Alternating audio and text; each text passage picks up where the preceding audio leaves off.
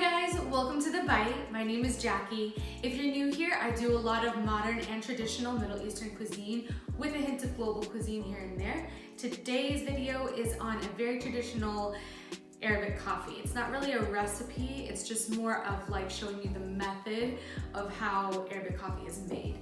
And really it's just the coffee itself, water, and if you want to add sugar, that's another additional ingredient. So Arabic coffee is just very finely ground, and it's also known as Turkish coffee.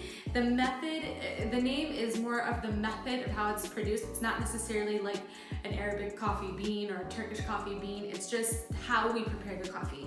And we make them in these little pots. You can get one of these at like a Middle Eastern grocery store, but if you don't have one, you can totally use just a regular small pot. This is strong stuff, so we use very small little Barbie sized cups, but this is all you need. I mean, maybe two, but it's good, but it is very, very strong, so a little goes a long way. So let me show you what the beans kind of look like. You can see in here the beans are very, very finely ground. I mean, like sand-like almost. And we add a spice called cardamom into our coffee. The cardamom in here just gives it kind of like a floral note, and the second you open it, it just kind of hits you. It complements the coffee very well. And coffee and cardamom, you don't think that those go together, but it does. And I have a cookie recipe that I'm going to be sharing with you very soon on here as well, of combining those two flavors. And I'll be showing you in the video, but you want to make sure that you're stirring it from the top and not the bottom. Except for in the very beginning, you can stir it from the bottom, but while it's boiling, you want to just make sure that it's from the top. Otherwise, the grounds that have sunk to the bottom will come all back up and you're just going to get kind of a gritty coffee.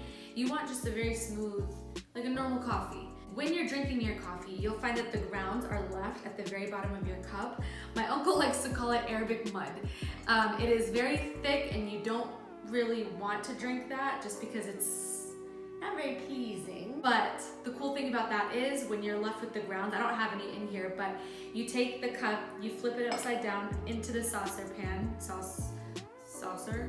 You let it sit there for about half an hour or so, and when you flip it back over, the grounds will have dispersed all throughout the cup, and all the older ladies will read your fortune and tell you when you're gonna get married and how many kids you're gonna have and if you're gonna be this.